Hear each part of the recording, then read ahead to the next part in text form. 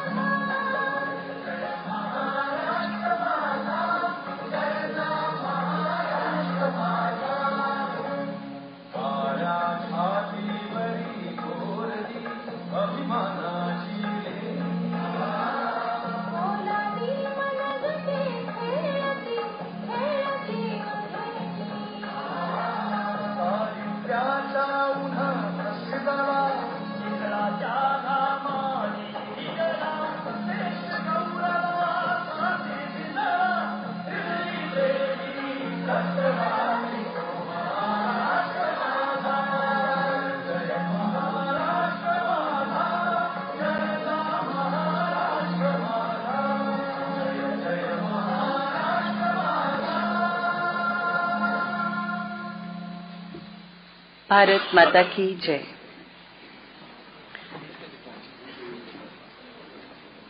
राष्ट्रगान और राष्ट्रगीत के बाद मैं महाराष्ट्र विधानसभा के माननीय अध्यक्ष श्री राहुल नार्वेकर जी से अनुरोध करूंगी कि हमारे सभी अतिथि गणों का सम्मान करें। आपसे अनुरोध है कि भारत के माननीय उपराष्ट्रपति श्री जगदीप धनखड़ जी का आप सम्मान करें।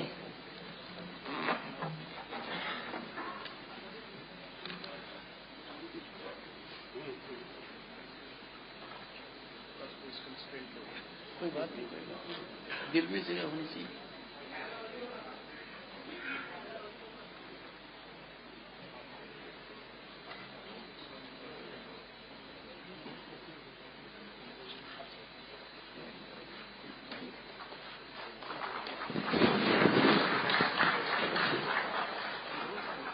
शॉल, पुष्पगुच्छ और हमारे स्मृति चिन्ह के साथ हम आपका स्वागत वंदन अभिनंदन करते हैं।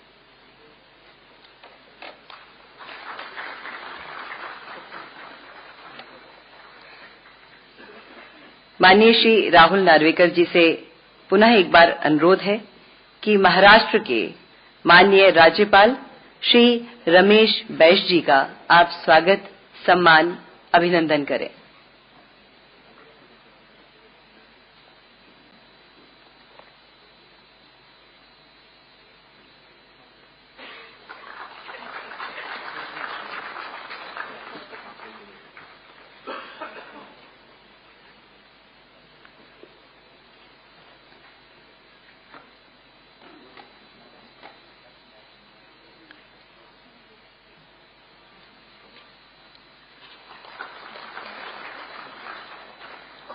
महाराष्ट्र विधानसभा के माननीय अध्यक्ष श्री राहुल नार्वेकर जी से पुनः एक बार अनुरोध है कि महाराष्ट्र राज्य के उप मुख्यमंत्री माननीय श्री देवेंद्र फडणवीस जी का हम सम्मान करेंगे।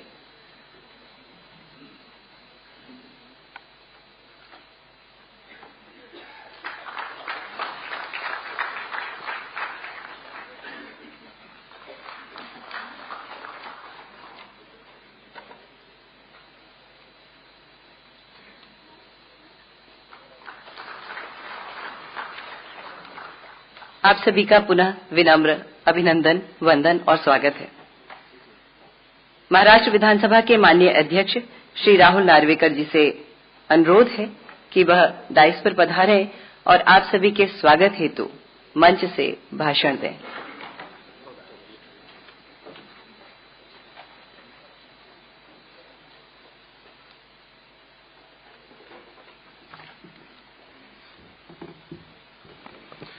नमस्कार। आज के 84वें अखिल भारतीय पीठासीन अधिकारी सम्मेलन के लिए उपस्थित भारत के आदरणीय वाइस प्रेसिडेंट श्री जगदीप धनखर जी, महाराष्ट्र के राज्यपाल आदरणीय रमेश बैस जी, महाराष्ट्र राज्य के लोकसभा के हमारे अध्यक्ष श्री ओम बिरला जी, महाराष्ट्र राज्य के उप मुख्यमंत्री श्री देवेंद्र फडणवीस जी, विधान परिषद की हमारी उपसभापति नीलम गोरे जी, राज्यसभा के उपसभापति आदरणीय हरिवंश जी, मंच पे उपस्थित सभी मान्यवर, सभागृह में उपस्थित सभी पीठासीन अधिकारी, सभी राज्य के विधानसभाओं के अध्यक्ष महोदय, उपाध्यक्ष महोदय, विधान परिषद के सभापति, उपसभापति एवं इस सम्मेलन के लिए उपस्थित सभी राज्य के डेलीगेशन मेंबर्स का मैं फिर एक बार यहां पे महाराष्ट्र में मुंबई में स्वागत करता हूं। जैसे कि आप सभी जानते हैं कि हमारी ये all India presiding officers conference हर साल भारत के विभिन्न कोनों में होती है और ये बताते हुए कल भी मैंने बताया था, मुझे बहुत खुशी होती है कि ये कार्यक्रम महाराष्ट्र में तीसरी बार हो रहा है। 1984 में पहली बार महाराष्ट्र में ये कार्यक्रम हुआ था, उसके बाद 2003 में ये सम्मेलन महाराष्ट्र में हुआ था और आज आदरणीय लोकसभा अध्यक्ष ओम बिरला जी के सहकार्य से और आदेशानुसार ये कार्यक्रम आज महाराष्ट्र में फिर एक बार हो रहा है और इसलिए मैं विशेष रूप से लोकसभा अध्यक्ष ओम बिरला जी का मन से धन्यवाद कहना चाहूंगा। महाराष्ट्र लेजिस्लेचर की पूरी टीम ने ये पूरी कोशिश की है कि ये कॉन्फ्रेंस यहाँ पे सक्सेसफुली कंडक्ट हो और सभी महानुभाव जो इस कार्यक्रम के लिए आए हैं वो अत्यंत कंफर्टेबल रूप से 2 दिन महाराष्ट्र मुंबई में रहकर मुंबई और महाराष्ट्र की हॉस्पिटैलिटी एक्सपीरियंस कर सके। मुझे बेहद खुशी है कि इस कार्यक्रम के लिए अपने व्यस्त शेड्यूल से वक्त निकाल के हमारे देश के आदरणीय वाइस प्रेसिडेंट जी, उपाध्यक्ष जी, इन्होंने इस कार्यक्रम में उपस्थिति रख के ये बताया है कि all India presiding officers conference ये निश्चित रूप से पार्लियामेंट्री डेमोक्रेसी को आगे ले जाने के लिए एक बहुत ही महत्वपूर्ण प्लेटफॉर्म है। 1919 में पहली बार ये कॉन्फ्रेंस कंडक्ट किया गया था। उसके बाद स्वतंत्र भारत में आदरणीय लोकसभा के सर्वप्रथम अध्यक्ष आदरणीय मालवणकर जी के थ्रू ये कार्यक्रम देश के हर कोने में लिया गया। पहले तो ये कार्यक्रम केवल शिमला और दिल्ली में हुआ करता था, लेकिन तत्कालीन अध्यक्ष महोदय ने, मालवनकर जी ने ये निर्णय लिया कि ये कार्यक्रम देश के हर कोने में होना चाहिए और उसी समय से ये कार्यक्रम देश के विभिन्न कोने में होना शुरू हुआ और इस कार्यक्रम का लाभ केवल पीठासीन अधिकारियों को ही नहीं, तो इस कार्यक्रम का लाभ समाज के अंतिम पंक्ति पे जो व्यक्ति है उसे भी होता है। जैसे कि हम सब जानते हैं, पार्लियामेंट्री डेमोक्रेसी में रिप्रेजेंटेटिव सिस्टम जो है उसमें निश्चित रूप से यदि रिप्रेजेंटेटिव सही मायने में अपना काम करे, योग्य तरीके से अपना काम करे, तो उसका लाभ जनता को होता है और इसीलिए प्रिसाइडिंग ऑफिसर्स के ऊपर इस पार्लियामेंट्री डेमोक्रेसी में सामान्य व्यक्ति का विश्वास और अधिक करने की जिम्मेदारी होती है और प्रिसाइडिंग ऑफिसर्स ऐसे कॉन्फ्रेंस में आकर अपनी डिबेट्स में, डिस्कशंस में, डेलिब्रेशन में बेस्ट पार्लियामेंट्री प्रैक्टिसेस डिस्कस करते हैं, उन्हें अडॉप्ट करते हैं और अपने अपने राज्य में, अपने अपने असेंबलीज में इनको इम्प्लीमेंट करके सामान्य व्यक्ति को न्याय देने का काम पीठासीन अधिकारियों द्वारा होता है। और इसीलिए इस कॉन्फ्रेंस का जो महत्व है वो आप सभी जानते हैं और इस कॉन्फ्रेंस को अटेंड करके, इस इधर प्रोडक्टिव डिबेट्स करके, डिस्कशंस करके निश्चित रूप से ये हेतु हम अपने अपने राज्य में ले जाएंगे। I am indeed grateful to all the delegates who have remained present here for this conference.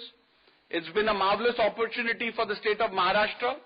I must also express my gratitude towards the government of Maharashtra, Honorable Chief Minister Eknath Shinde ji, Honorable Deputy Chief Minister Devendra Fadnavis ji, Honorable Deputy Chief Minister Ajit Pawar ji, who have wholeheartedly supported this endeavor to ensure that we conduct a successful conference here for the betterment of democracy in this country.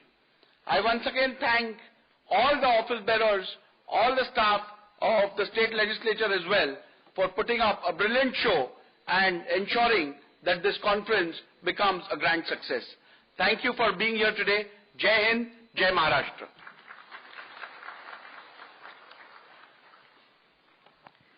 बहुत धन्यवाद sir. कार्यक्रम के आगे बढ़ाते हुए मैं अनुरोध करूंगी महाराष्ट्र के उप मुख्यमंत्री श्री देवेंद्र फडणवीस जी से कि वो पधारें और अपने उद्बोधन से हम सभी को अनुग्रहित करें। स्वागत है सर।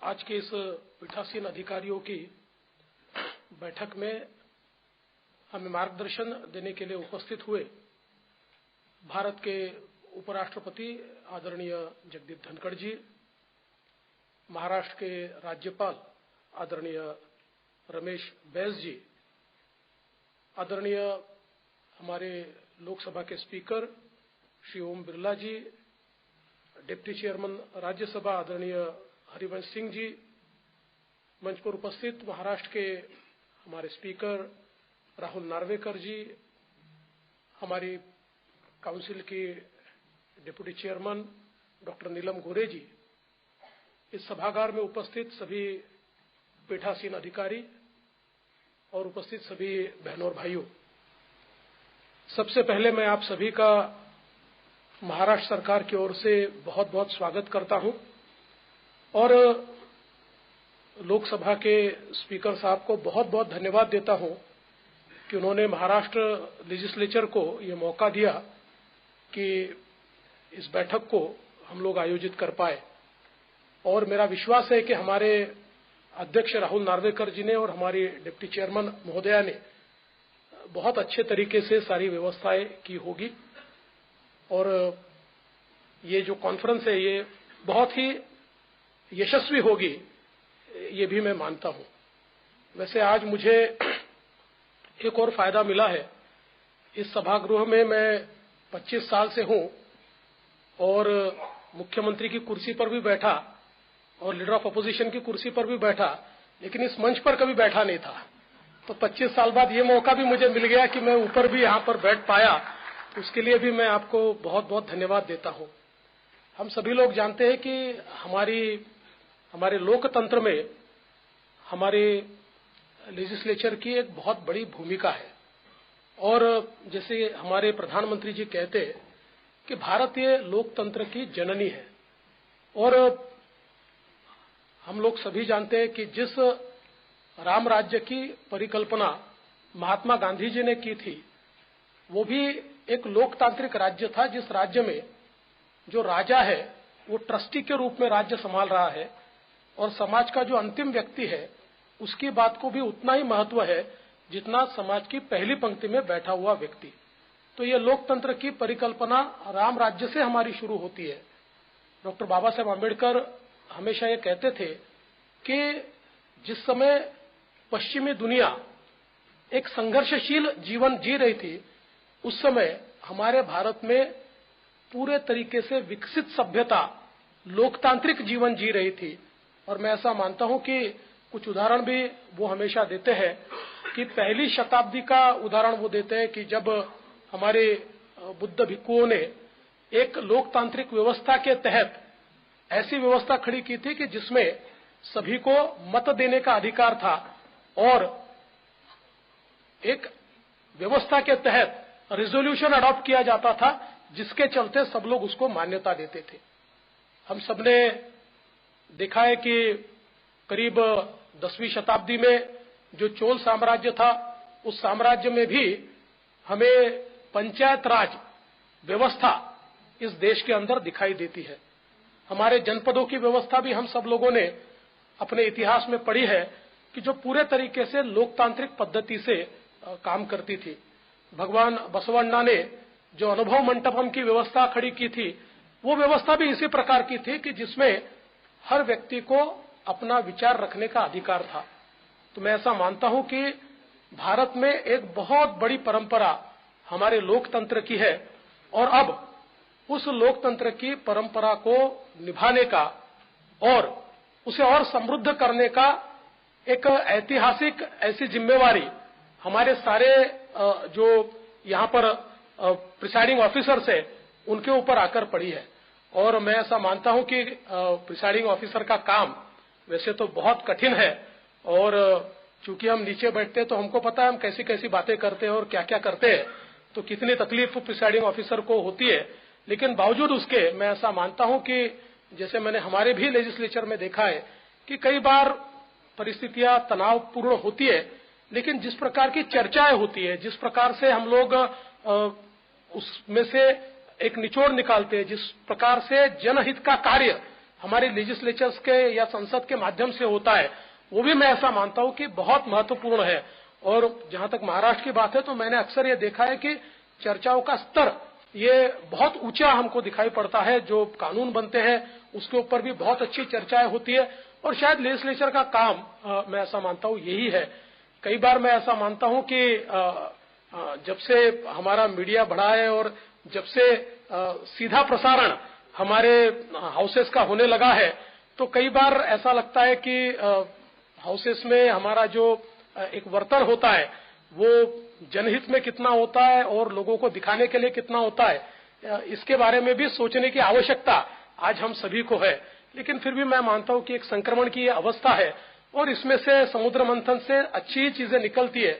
तो मैं विश्वास के साथ कह सकता हूं कि जब सारे पीठासीन अधिकारी साथ में आए और कुछ विचार करें तो इसमें से अच्छी चीजें निकलेगी। और मैं ऐसा मानता हूं कि जितनी ज्यादा चर्चाएं होती है वो चर्चाएं बहुत महत्वपूर्ण होती है। हमारे रामबाबू नाईक जी जो गवर्नर भी रहे उत्तर प्रदेश के, वे हमेशा एक चीज कहते थे कि जब हम लोग समाज में रहते हैं तो हमारे दिमाग में हमारा लेजिस्लेचर होना चाहिए, और जब हम लेजिस्लेचर में होते हैं तो हमारे दिमाग में समाज होना चाहिए। मैं ऐसा मानता हूं कि एक बहुत महत्वपूर्ण मंत्र है कि जब हम समाज में रहते हैं तो समाज की दुविधाएं कुंठाएं इसको हम लेजिस्लेचर के माध्यम से किस प्रकार से दूर कर पाए, ये हमारे मन में हो। और जब लेजिस्लेचर में हम हो तो हमारे कार्य का एक एक जो भाग है वो कैसे समाज के प्रति समर्पित हो, इसका विचार अगर हम करेंगे तो मैं निश्चित रूप से मानता हूं कि एक बहुत ही समृद्ध इस प्रकार के लोकतंत्र को हम लोग तैयार कर पाएंगे। मैं आज के इस मौके पर आदरणीय उपराष्ट्रपति जी का बहुत बहुत स्वागत करता हूं, स्पीकर साहब का, डिप्टी चेयरमैन साहब का, सभी का बहुत बहुत स्वागत करता हूं। आप सभी लोग जो यहाँ पधारे, आप सभी का स्वागत करता हूं और अपने शब्दों को विराम देता हूं। जय हिंद, जय महाराष्ट्र, जय भारत।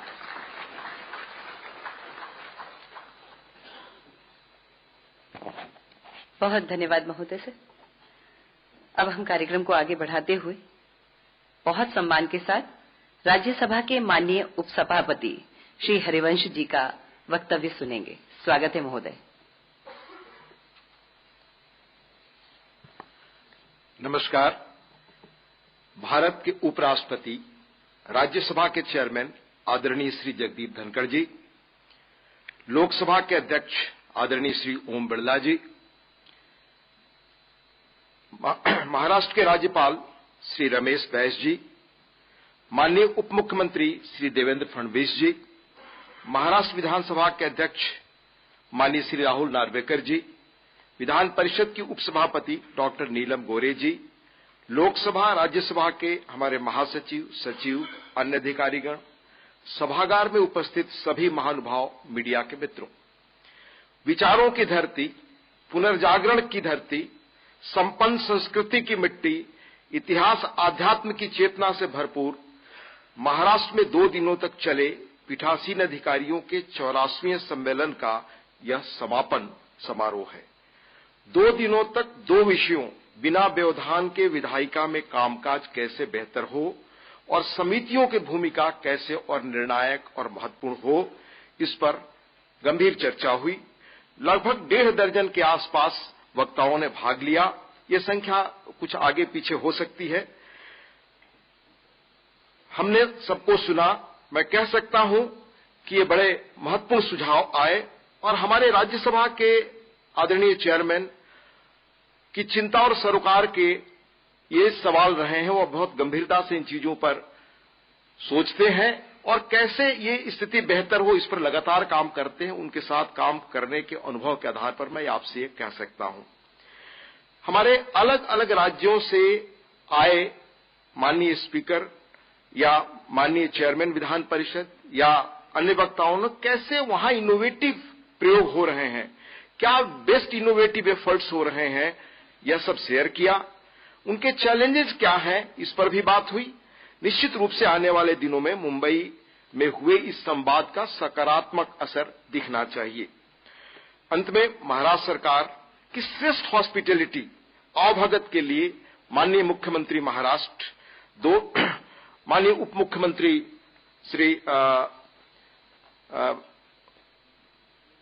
देवेंद्र फडणवीस जी और महाराष्ट्र के विधानसभा के अध्यक्ष युवा राहुल नार्वेकर जी समेत सभी अधिकारियों के योगदान के लिए उन्हें तहे दिल से धन्यवाद।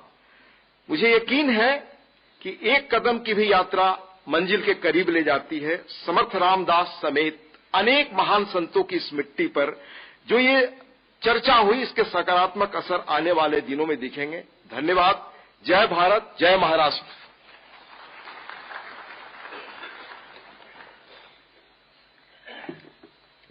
बहुत धन्यवाद महोदय।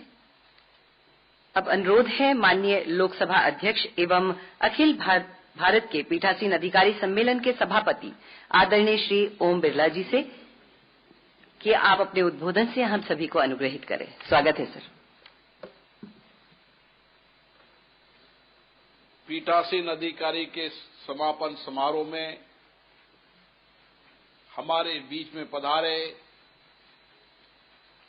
भारत के उपराष्ट्रपति जी माननीय जगदीप धनखड़ जी, जो राज्यसभा के चेयरपर्सन भी हैं, उनका अनुभव, उनकी विद्वता, उनका लंबा विधि का अनुभव हम सबको आज समापन समारोह में मिलेगा। हमारे बीच में महामहिम राज्यपाल महोदय श्री रमेश बैस जी, राज्यसभा के deputy chairman doctor Harivansh ji, इस राज्य के मुख्यमंत्री रहे, प्रतिपक्ष के नेता रहे, वर्तमान में उप मुख्यमंत्री देवेंद्र फडणवीस जी, विधानसभा के अध्यक्ष माननीय राहुल जी, विधानसभा की उपाध्यक्षा नीलम जी, सभी माननीय पीठासीन अधिकारीगण, लोकसभा राज्यसभा के महासचिवगण, सभी अतिथिगण, 2 दिन तक हम सब पीठासीन अधिकारियों ने कुछ महत्वपूर्ण मुद्दों पर चर्चा की। पीठासीन अधिकारी लोकतांत्रिक संस्थाओं के संरक्षक होते हैं, उनकी परंपराओं के संरक्षक होते हैं। इसलिए 2 दिन तक गहन चर्चा, संवाद और सार्वभौमिक ज्ञानवर्धक चर्चा से जो निष्कर्ष निकलेगा, उससे हम हमारी लोकतांत्रिक संस्थाओं को और सशक्त करेंगे और मजबूत करेंगे और लोकतांत्रिक संस्थाओं के प्रति जनता का विश्वास, भरोसा और बढ़े। इसके लिए जो हमने सम्मेलन में चर्चा की, उनके परिणामों से निश्चित रूप से एक नया रास्ता मिलेगा। ये मंच लगातार विधानमंडल की वर्तमान भावी चुनौतियों पर चर्चा करता रहता है और इससे निकले निष्कर्ष, इससे निकले फैसलों ने इस देश की लोकतांत्रिक संस्थाओं को जनता के प्रति और जवाबदेह बनाया है। जनता को लोकतांत्रिक संस्थाओं से और नजदीकी लाई है। लेकिन वर्तमान में हम प्रयास कर रहे हैं कि लोकतांत्रिक संस्थाओं के प्रति लोगों का विश्वास, भरोसा बढ़े। ये लोकतांत्रिक संस्था जनता के प्रति जवाबदेह बने, कार्यपालिका में पारदर्शिता ला सके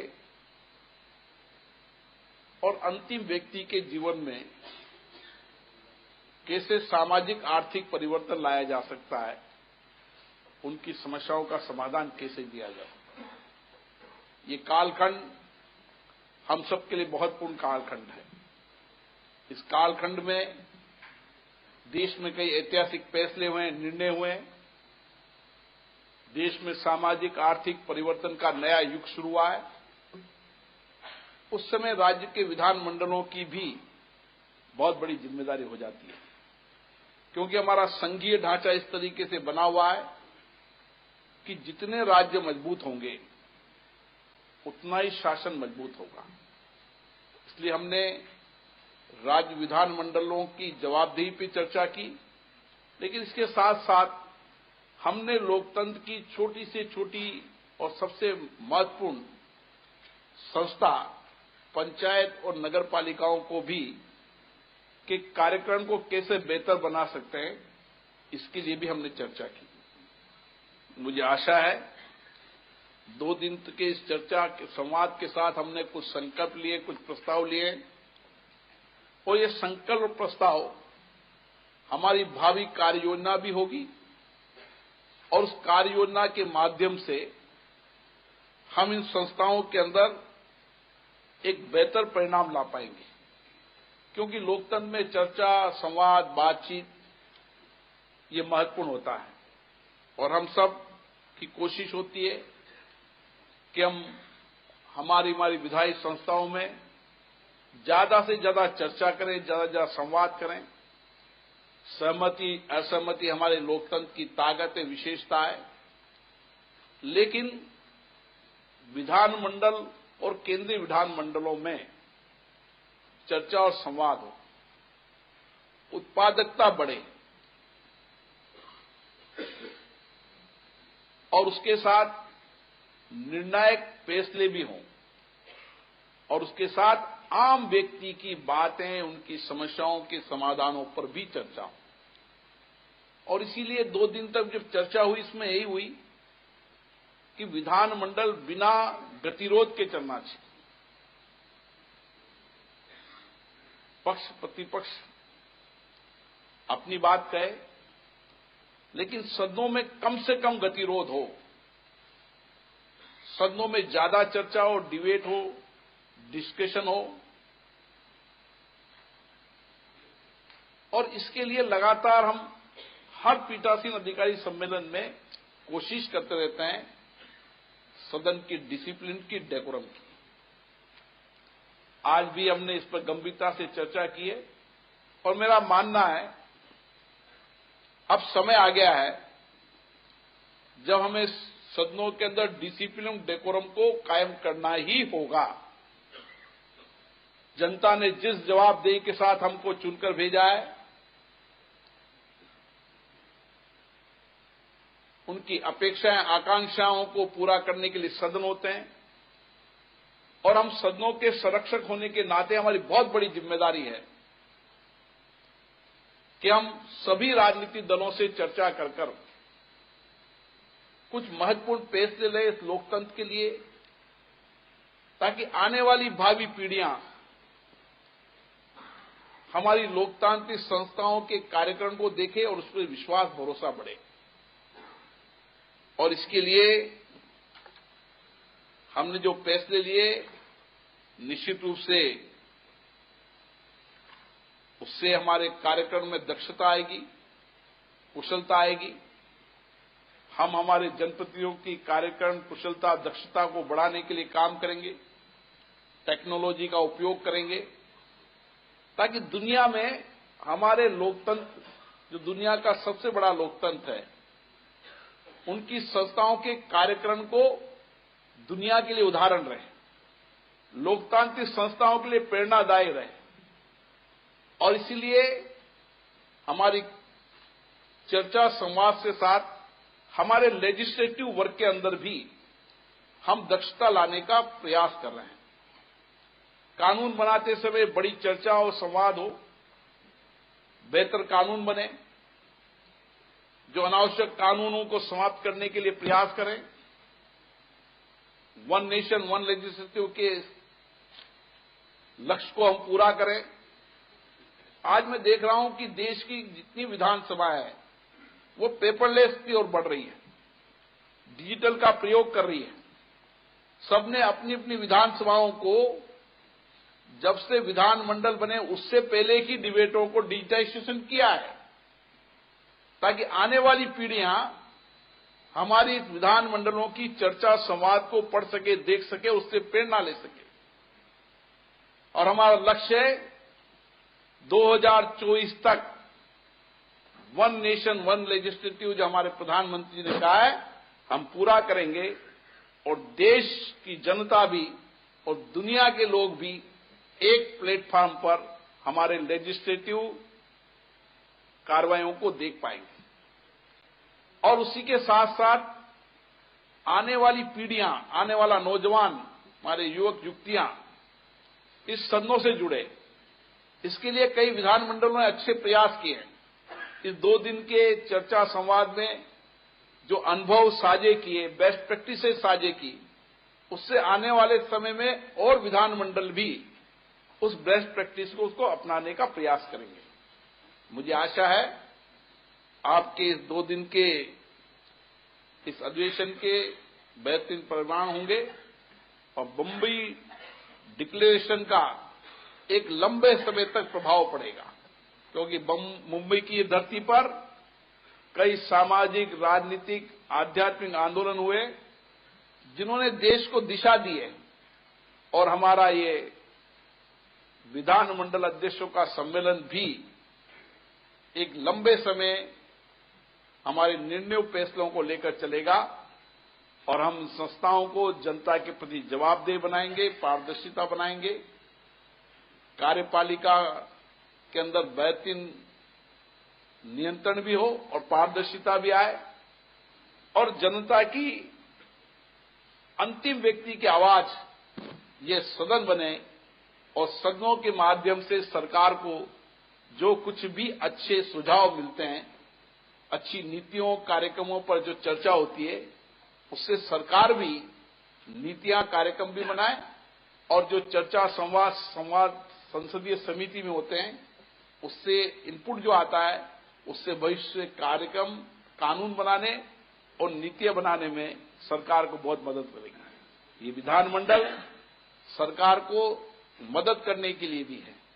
ये विधानमंडल ऐसे होते हैं जिसमें पूरे राज्य की समस्याएं, पूरे राज्य के अभाव, पूरे राज्य के लोगों की कठिनाइयां अगर सरकार को कहीं से संदेश मिल सकता है तो इन विधानमंडलों से ही मिल सकता है।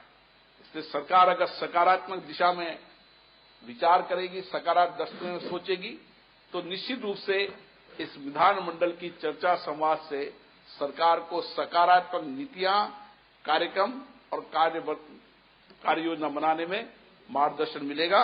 मैं पुनः उपराष्ट्रपति जी का बहुत धन्यवाद देता हूं। उनका एक अन्य जगह कार्यक्रम था, लेकिन उन्होंने हमारे आग्रह को स्वीकार किया और विशेष रूप से मैं महाराष्ट्र विधानसभा के स्पीकर राहुल जी को बहुत बहुत बधाई देता हूं, जिन्होंने यहां पर अच्छा प्रबंध किया, चर्चा संवाद के लिए एक अच्छा वातावरण उपलब्ध कराया और एक बेहतरीन प्रबंध उन्होंने किया है। उसके लिए मैं उनको विशेष रूप से उनकी पूरी टीम को साधुवाद देता हूं। हमारे मुख्यमंत्री जी और हमारे मित्र देवेंद्र फडणवीस जी, जो लगातार हमेशा लोकतांत्रिक संस्थाओं के प्रति उनकी गहरी आस्था है, लोकतंत्र के विचारों के प्रति उनकी आस्था है, उन्होंने जो सहयोग किया उसको मैं धन्यवाद देता हूं। और पुनः मैं महामहिम राज्यपाल महोदय का भी धन्यवाद देता हूं जो यहां पधारे। आप सबको बहुत बहुत धन्यवाद। जय हिंद।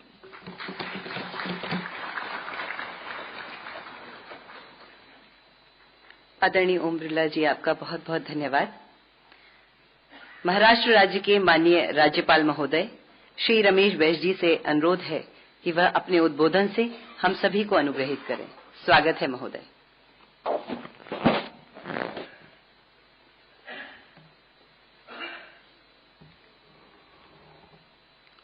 84वां अखिल भारतीय पीठासीन अधिकारी सम्मेलन में उपस्थित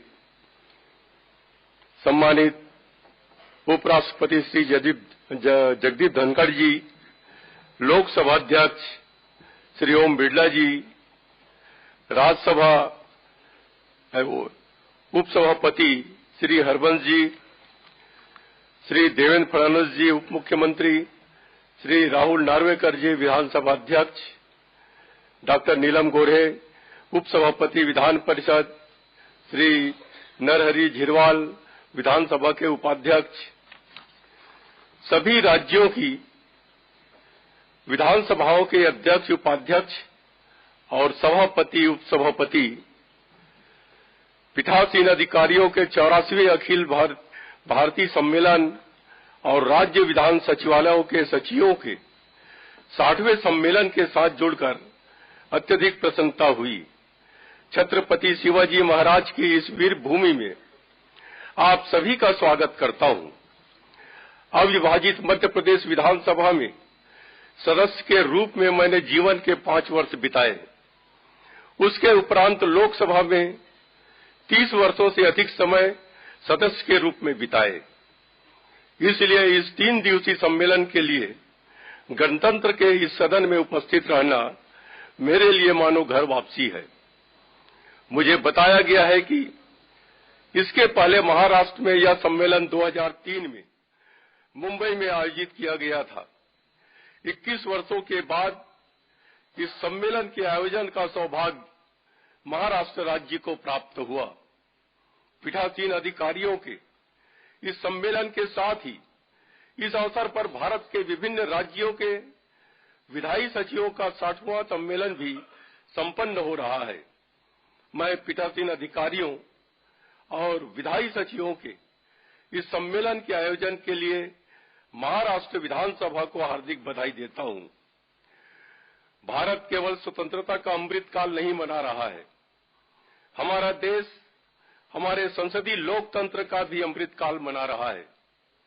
इन वर्षों के दौरान भारत का संसदीय लोकतंत्र लोगों के विश्वास और भरोसे के साथ सरकार के सबसे प्रामाणिक और प्रतिनिधि स्वरूप के रूप में उभरा है।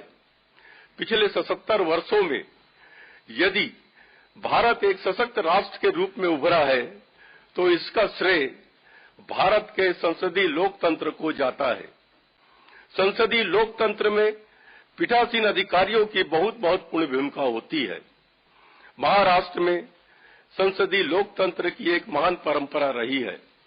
महाराष्ट्र विधान भवन वास्तव में भाग्यशाली है कि उसे कुछ महानतम पुरुष और महिलाएं मिली जिन्होंने सदन के अध्यक्ष के रूप में गरिमामय कार्य किया।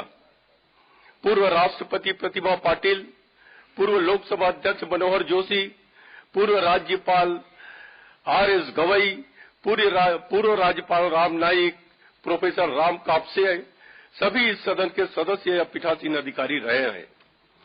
महाराष्ट्र के पीठासीन अधिकारियों ने अपने काम से मानक स्थापित किए हैं। परिणाम स्वरूप महाराष्ट्र राज्य विधानमंडल की गिनती देश के आदर्श विधानमंडलों में होती है।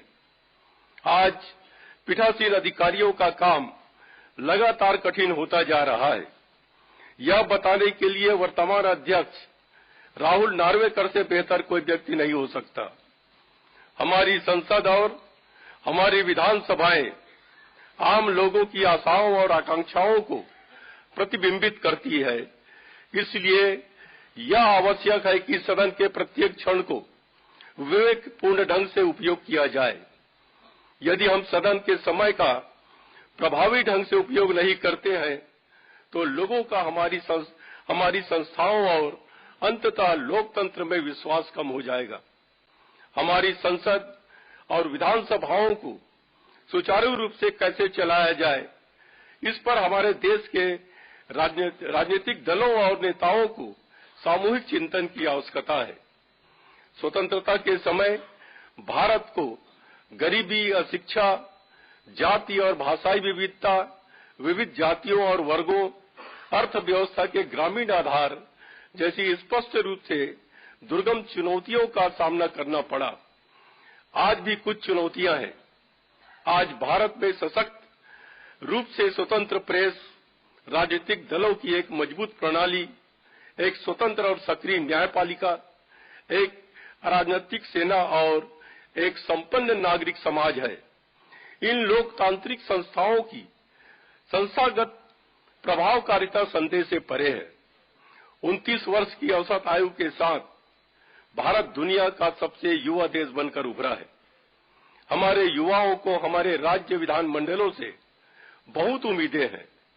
हमें यह ध्यान में रखना होगा कि हमारी विधायिकाएं और सदस्य भावी मतदाताओं की इस युवा पीढ़ी के प्रति जवाबदेह है। हमें अपने युवा नेताओं के मन में संसदीय लोकतंत्र के प्रति विश्वास पैदा करना और उन्हें अपनी कार्यप्रणाली में हितधारक बनाना होगा। भारत में लोगों की आकांक्षाएं लगातार बढ़ रही है। इस आकांक्षी भारत के अनुरूप हमारी विधायी संस्थाओं से लेकर प्रशासन तक हमारी व्यवस्थाओं को विधि और नीति निर्माण से लेकर उनके क्रियान्वयन से ज्यादा गतिशील, उत्तरदायी और लक्ष्यमुखी होना अनिवार्य है। आज के नए भारत के लिए हमें संस्थाओं को अधिक प्रभावी, कुशल और तकनीकी रूप से समृद्ध करते रहने की आवश्यकता है। आज बदलते परिप्रेक्ष्य में सूचना प्रौद्योगिकी का बहुत बड़ा महत्व है। सूचना प्रौद्योगिकी का महत्व होने के कारण अधिकतम विधानसभाओं के अंदर लाइव हो रहा है। देश की जनता सभा की कार्यवाहियों को देखती है। यदि विधानसभा या लोकसभा की कार्यवाही दिन भर बंद होती है तो कई करोड़ व्यर्थ हो जाता है। कई आवश्यक बिल पास नहीं हो पाते, जिसके कारण देश व प्रदेश का विकास रुक जाता है।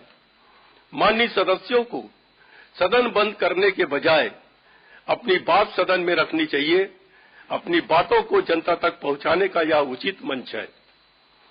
उनके मन और चिंतन में एक अच्छा प्रभाव पड़े, उनके विचारों में जो हमारी संस्थाएं हैं उनके प्रति अच्छा प्रभाव पड़े, उनकी गरिमा उनको नजर आए, ताकि लोगों का, जनता का और अधिक विश्वास व भरोसा इन लोकतांत्रिक संस्थाओं के प्रति बढ़े। जन विश्वास को बढ़ाना हमारी सबसे बड़ी जिम्मेदारी है। आज भारत दुनिया की तीसरी सबसे बड़ी अर्थव्यवस्था बनने की ओर अग्रसर है। मजबूत और गतिशील लोकतंत्र के कारण कई निवेशक चीन की तुलना में भारत को प्राथमिकता दे रहे हैं। देश की आजादी का अमृतकाल देशवासियों के लिए एक भव्य व विकसित भारत के संकल्पों की सिद्धि के लिए जी जान से कार्य करने का कार्यकाल है। पीठासीन अधिकारियों का यह सम्मेलन विभिन्न विधायी निकायों के द्वारा की गई उत्तम पहलों और नवाचारों को परस्पर साझा करने का एक सशक्त मंच है, जिससे सभी को इनका लाभ मिल सकेगा। आशा है कि इस सम्मेलन में अहम विषयों पर सारगर्म चर्चा हुई होगी। सम्मेलन में हिस्सा ले रहे केंद्रीय व राज्य विधान मंडलों के पीठासीन अधिकारी और सचिव को उनके भविष्य प्रयासों के लिए हार्दिक शुभकामनाएं देता हूं। धन्यवाद। जय हिंद, जय महाराष्ट्र।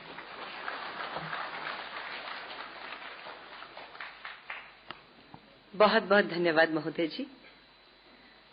भारतवर्ष के माननीय उपराष्ट्रपति महोदय श्री जगदीप धनखड़ जी से अनुरोध है कि वह अपने उद्बोधन से हम सभी को अनुग्रहित करें।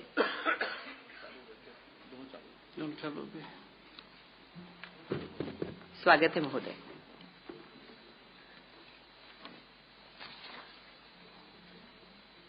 Honorable Governor, State of Maharashtra, Shri Ramesh Baisji,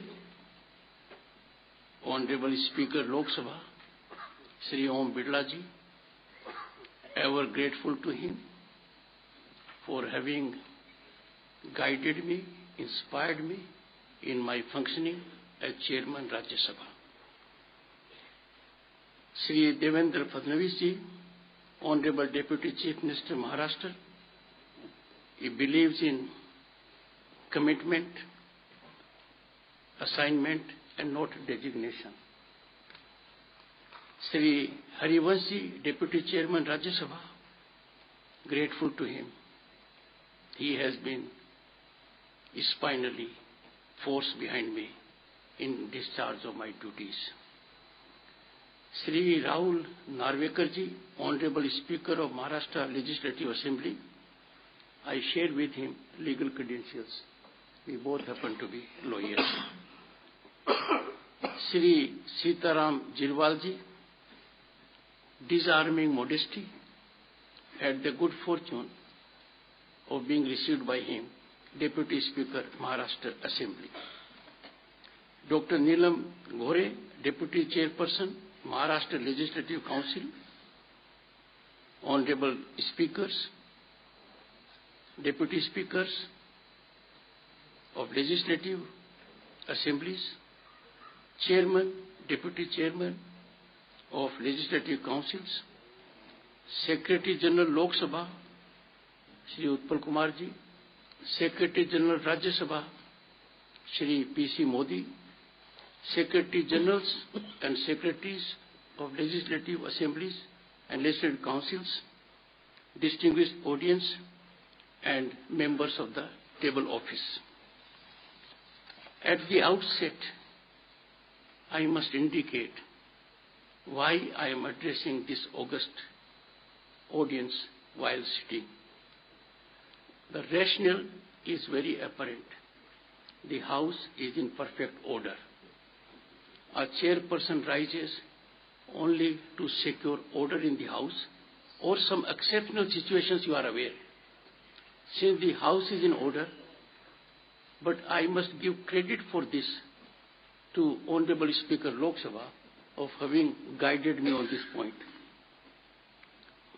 Congratulations on the occasion of 75th year of the Republic, a historic milestone in the journey of Bharat, mother and largest democracy and home to 1/6 of humanity, a rare accomplishment being applauded by all in the world.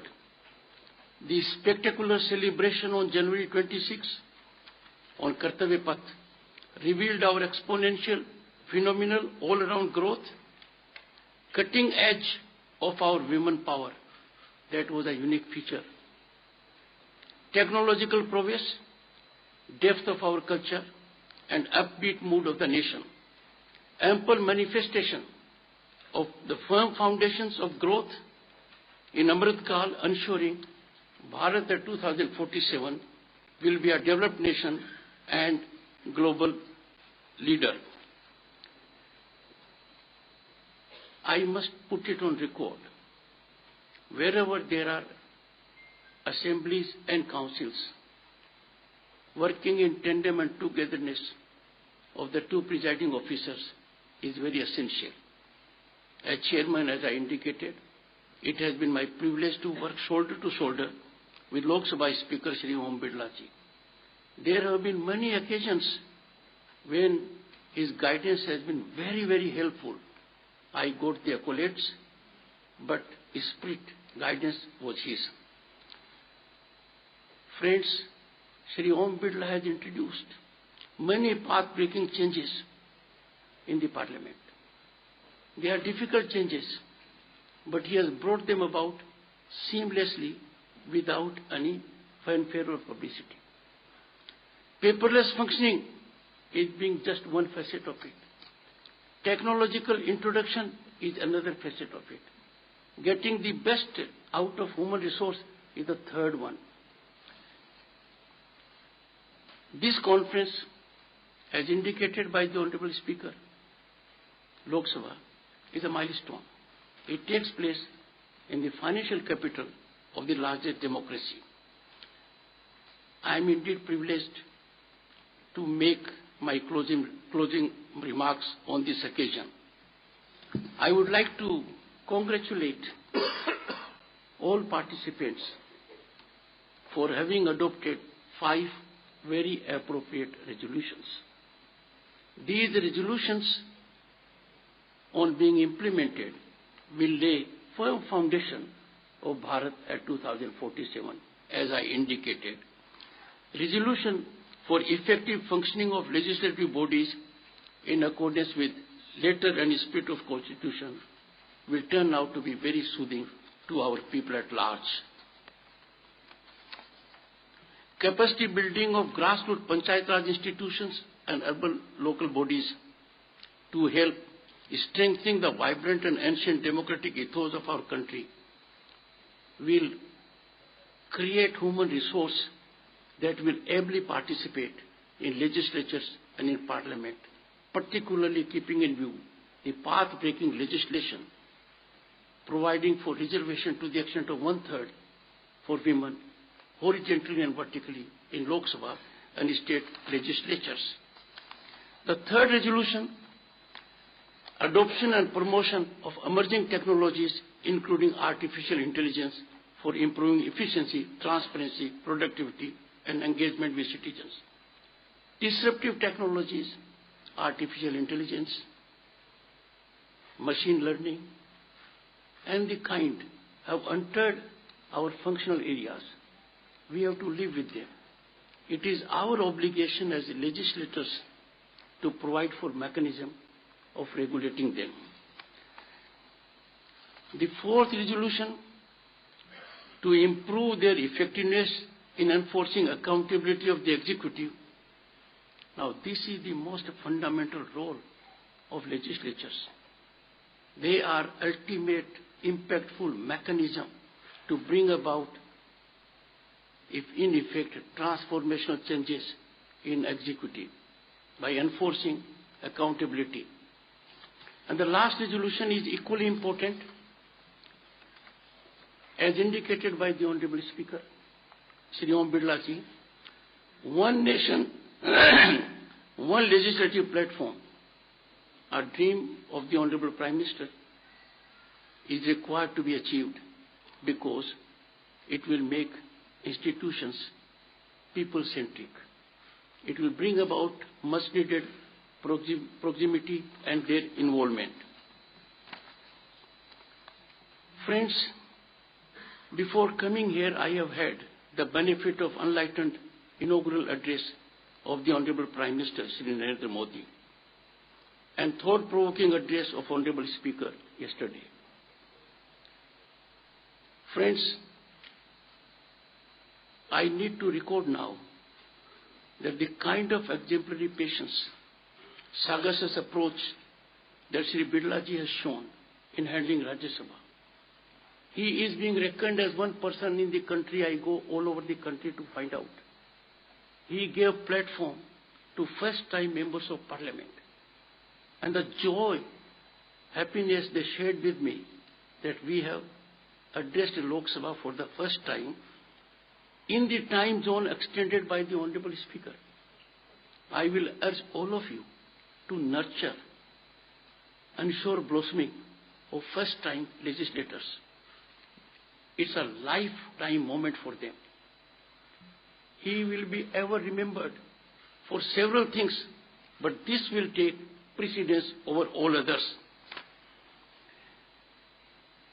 Friends, another significant thing that has taken place.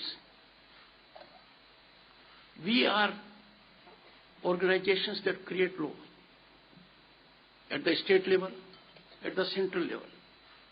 But we do not have a platform so far that we make available to the people at large, to the academicians, to the bureaucrats, to the lawyers, to the judges, the laws which we make. We are the most authentic platform to make available that mechanism to the people at large. They will get access to most authentic access to acts, rules, and the debates connected thereto.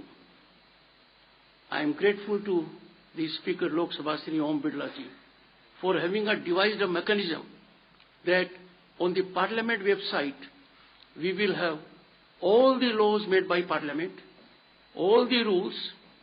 The work is in progress. It is a matter of time. It will help my fraternity of lawyers and judges. It will help legislators. And legislators will get greater assistance because what he has devised is not only making of law, but the debates connected thereto. If you get all these things in one place, you can imagine the contribution of our legislators will improve massively. Friends, a strong democracy thrives not just on sound principles, but on leaders committed to upholding them. As presiding officers, we bear the responsibility to be guardians of these democratic pillars. Our duty is to ensure the legislative process is meaningful, accountable, effective, and transparent, giving voice to the people. The past 2 days' deliberations, of which I am privy, because I had the occasion to speak to half a dozen amongst you on the deliberations. The insights will surely guide us in steering your houses with greater efficiency, impact, and will also help you to be strict in certain aspects. Secretariat brainstorming fueled by the insights of presiding officers over the last 2 days, I am sure, I am optimistic, confident, I have no doubt, will lead to more efficient legislative practices, bringing about discipline and decorum in houses and strengthen committee mechanism. This will ultimately bolster public trust in our democratic institutions. I can say without fear of contradiction, much needed public trust in our institutions. The deficit of trust could not have been more extensive, more painful, and more prominent.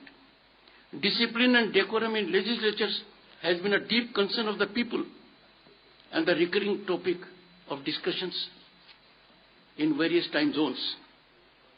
Yet it is unfortunate that incidences of indiscipline and unbecoming demeanor in our legislatures are on the rise.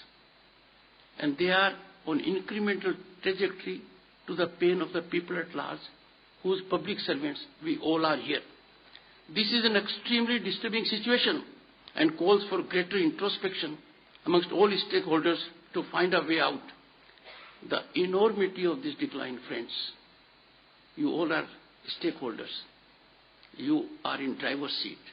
The enormity of this decline is rendering legislatures irrelevant. Legislature is most appropriate, impactful platform for reflection of all shades of opinion. People from all over the state or the country come here. They bring on table various points of view. There is need to be receptive to the other point of view. If we don't give attention to the other point of view in these platforms, where will be the proper occasion?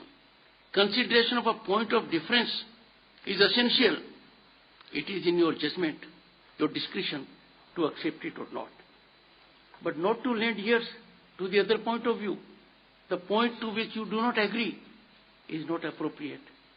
It devalues democratic mechanism. Parliamentary debates are cornerstone of a truly vibrant democracy, an effective tool to effect scrutiny and probe of executive decisions and government policy.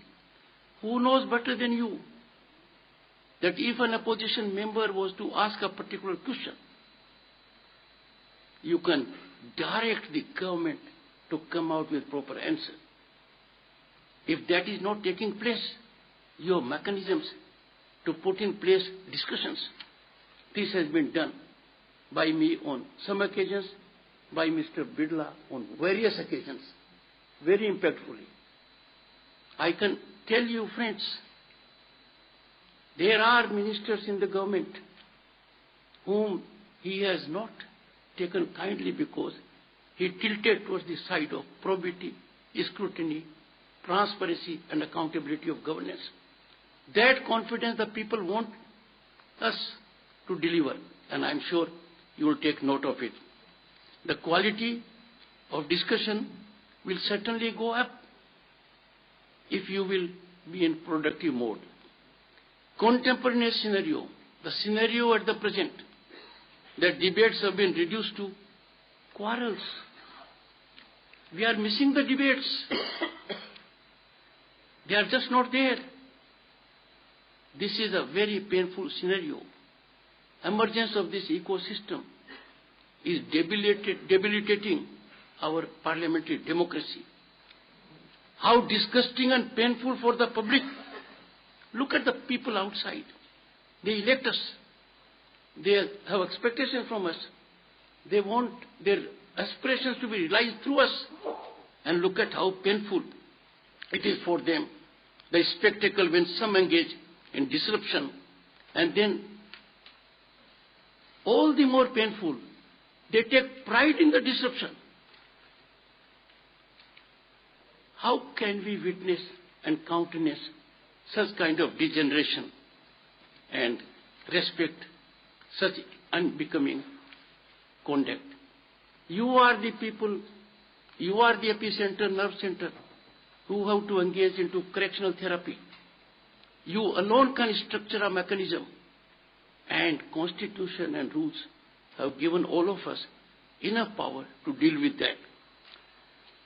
Disruption and disturbance, friends, is no less than COVID menace to democracy.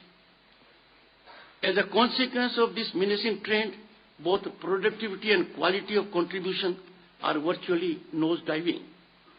When legislators engage in disruptive and unruly conduct within the hallowed precincts of legislative bodies, it leads to subtle public erosion of faith in the institution created by the Constitution.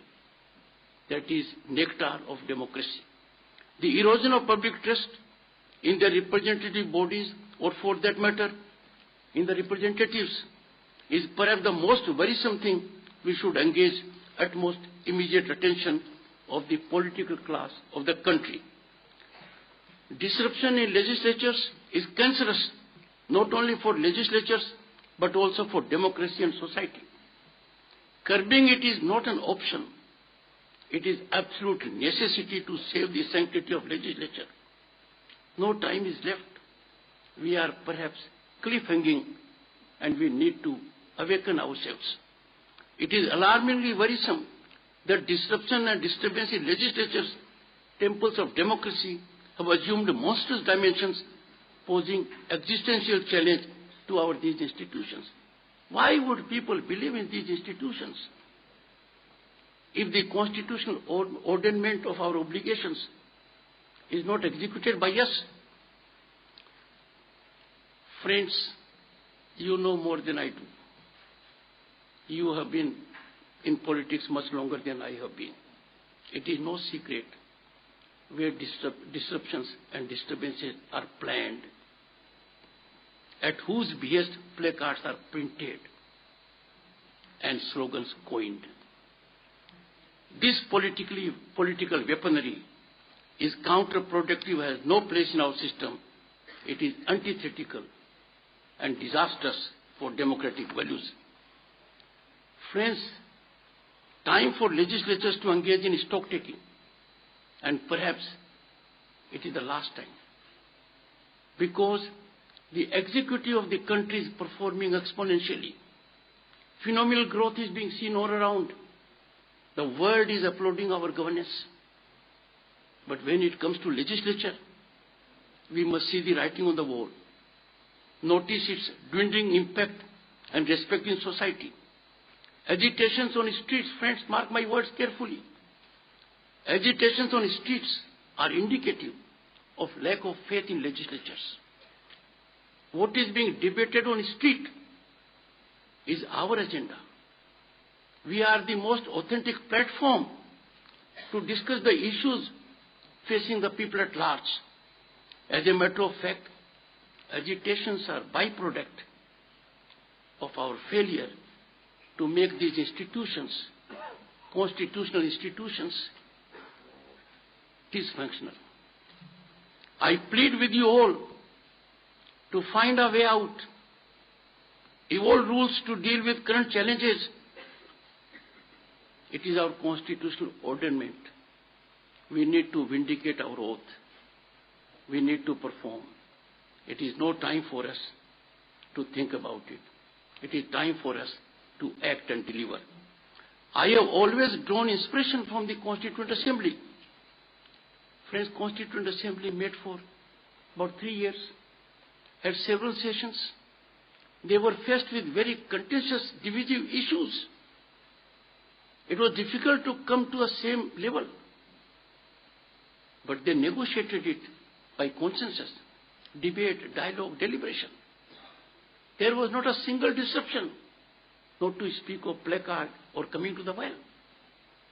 If we take pride in our constitution, why should we not draw light from the kind of conduct they exhibited? I urge through this platform all legislators in the country to emulate the highest standards set by our founding fathers for holding meaningful, purposeful and constructive debates in the Constituent Assembly.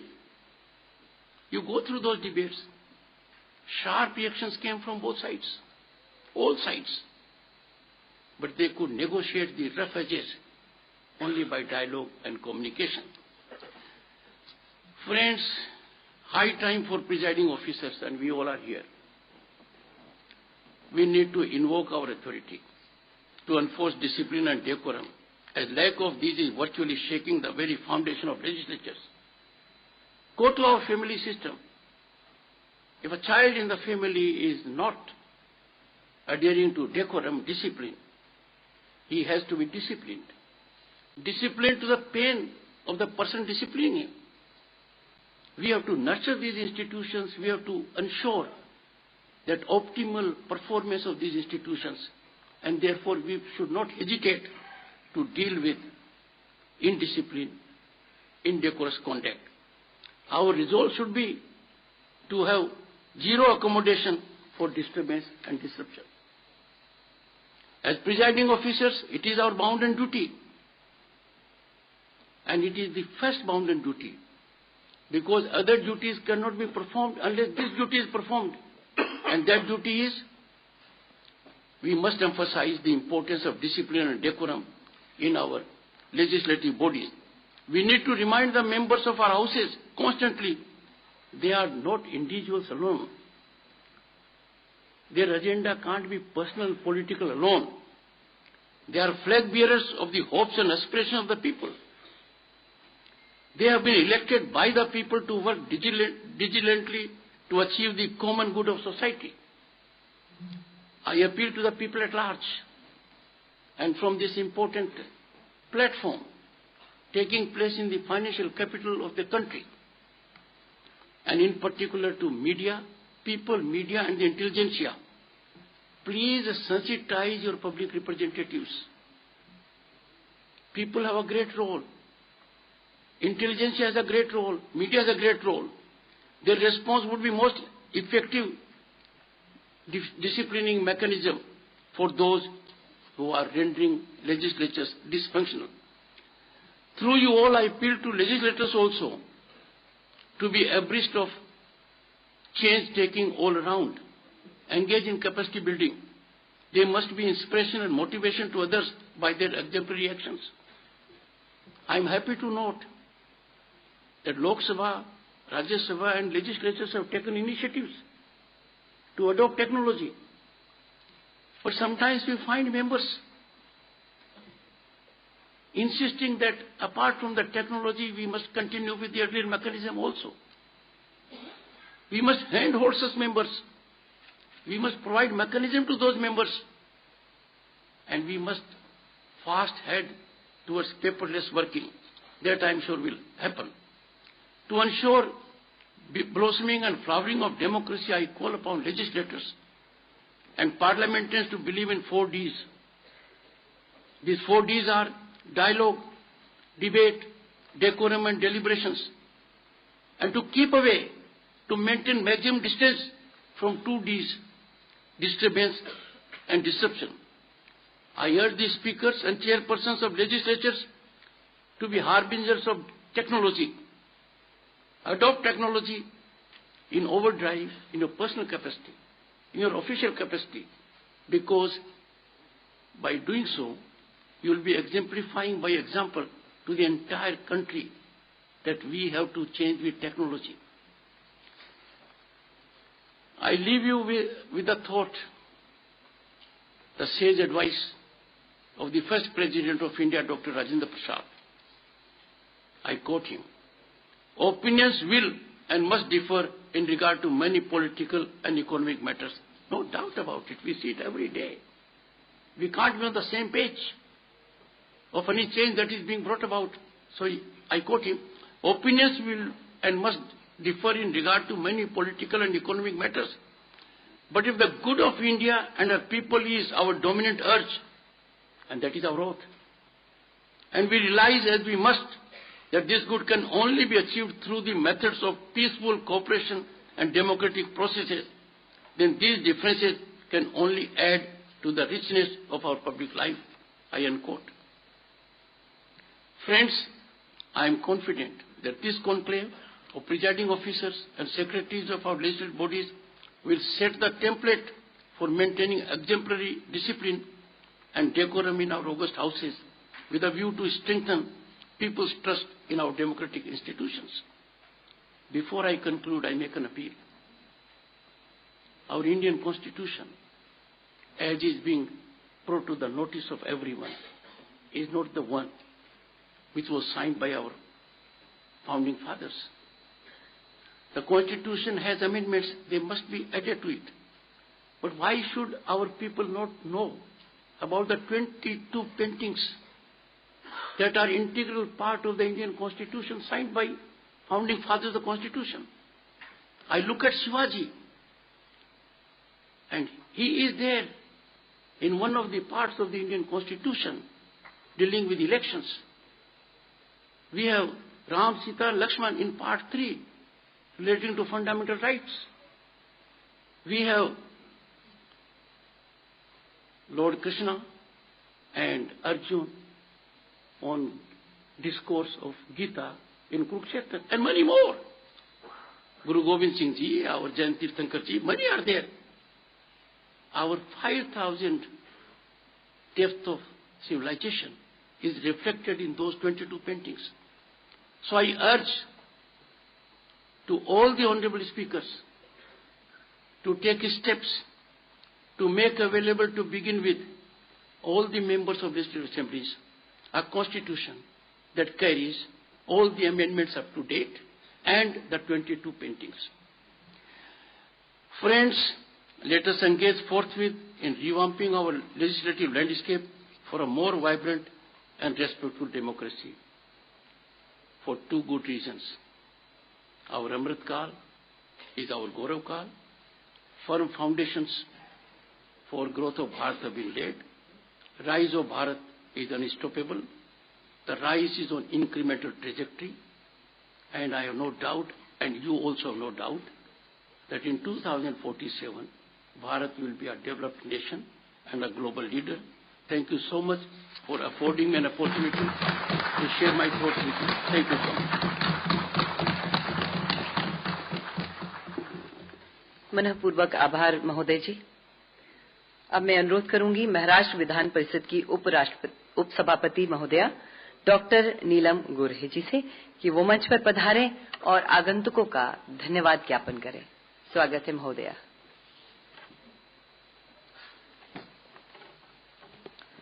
Respected Vice President of India, Shriman Jagdeep Dhankhar ji, Government of Maharashtra, Honorable Rajyapal ji, Shri Ramesh ji Bais ji, Honorable Lok Sabha Speaker Shri Om Prakash Birla ji, Rajya Sabha's Deputy Chairman Honorable Shri Harivansh ji, Honorable Speaker Maharashtra Legislative Assembly Shri Rahul Narvekar ji, Maharashtra's dynamic Deputy Chief Minister Shri Devendra Fadnavis ji, and dignitaries. The All India Presiding Officers Conference AIPOC 84, which will be concluding soon in Mumbai, has been a great success. It will be remembered for two special features: the presence of Dr. Dhankhar ji and Honorable Prime Minister's address on the opening day. I am here to propose vote of thanks, but it is not formal at all. Your cooperation, participation and deliberation has renewed everybody's faith in our democracy and strengthened confidence of the people about its great future. Our beloved Prime Minister Shri Narendra Modi ji has inspired us with fresh zeal and determination to stick to democratic path laid down by our earlier generation. He has specially given due weightage to the participation of women in legislatures and other spheres of public life. Even in G20, there has been inclusion of gender equality issues, and in every deliberation, wherever honorable prime ministers, either representing in United Nations or any global forums, he has already taken as a mission the one point which has been deliberated again and again regarding sustainable development goals, which says that nobody should be left behind. And Honorable Narendra Ji Modi sir always remembers that women should be taken forward into the process of India. I remember the speeches of giants like Constitution makers Dr. B.R. Ambedkar. We are honored to share with you that Dr. Ambedkar was also member of the Legislative Council of Maharashtra once upon a time, and this is the centenary year of the Legislative Council of Maharashtra, and we will be also inviting you again in this coming year. For this, though there are by two houses in only 6 states, still we will be privileged and honored to again invite you in this year for celebrations of the Legislative Council centenary year. Here I will like to mention that the honorable leaders and the members of various houses, which I will like to include and mention Barrister Nath Pai, Madhu Dandavate, and also Ram Manohar Lohia, that parliamentarians like them, though they were in numerical opposition minority, they always respected the norms and never disputed the house business. The ruling side also gave them respect. I will mention a small example by socialist leader G.P. Pradhan, Gopura Pradhan, who was a member in Legislative Council for a very long time. And what he said, that doesn't depend on how long you speak in the council or assembly. It also gives weightage because of the people you represent in the Legislative Council. So you may be talking for a few minutes, still it has got a weightage of people who are supporting you. So always as a member of the Legislative Council and assemblies, we have to remember as delegates that people are watching us all the time, what we talk, what we speak, what we behave, whether it is in the houses or whether it is on the steps of the Legislative Assembly building. Here I would like to say that I feel we should emulate such examples and march ahead. In this correction, the brief but speeches by Dr. Dhankhar ji, Sri Om Birla ji and Sri Harivansh ji will give us a guiding principles for us for a long time to come. Especially I would like to mention, sir, Dr. Dhankhar ji has mentioned 4 Ds, dialogue, debate, deliberation and decorum, which will be very helpful for us to remember whenever we will be having sessions and whenever we are having any representation in various forums, whether it is in the public places or whether it is with the media. It is heartening to note that the level and depth of the debate over the past 2 days has been most satisfying. Future AI POC meets will be similarly productive like AI POC 84. I am confident. Along with this, the resolutions are going to be a milestone, and I am sure that the Mumbai Declaration will be of importance as a very historical milestone in our parliamentary history. My vote of thanks will be incomplete unless due credit is given to the legislator personnel and definitely Honorable Chief Minister of Maharashtra, Mr. Eknath Shinde. Leader of oppositions also have been very cooperative regarding this conference, Shri Ambadas Danve and Vijay Wadettiwar, who are respectively Leader of Opposition in the Legislative Council and Legislative Assembly of Maharashtra. And here I will also like to give special thanks to our Adhyaksha Rahulji Narvekar and all our staff of the Legislative Assembly and Council who have been working day and night, and of course the Parliament, all the officers from the Parliament, they have been supervising, and I must say that all our legislative officers are quite, they give a lot of honor and respect to you. So under your surveillance, this conference has been very successful.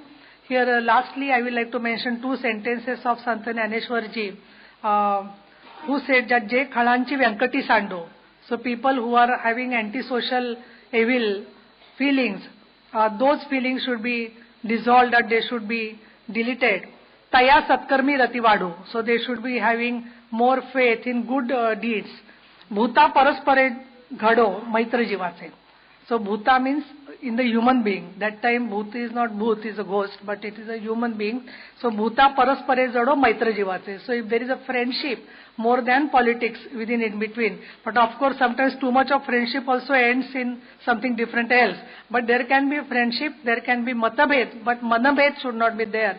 And keeping this in mind, I will like to say Dhanyavad, Jai Hind, Jai Maharashtra, and Punaragaman, aap phir aiye. Thank you. Namaste. आइए हम सभी खड़े होते हैं महान राष्ट्रगान के लिए।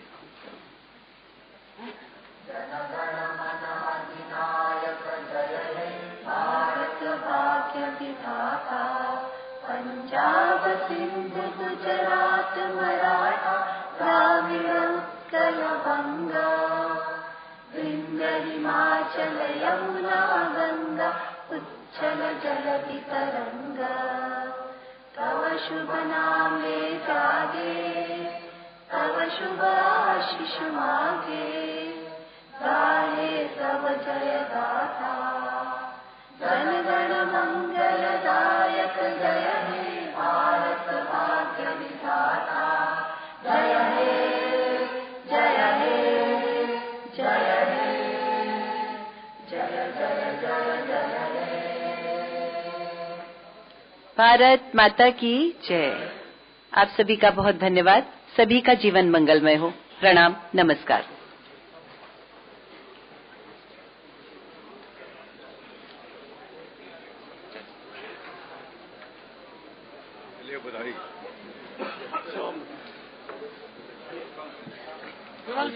खालती बघ।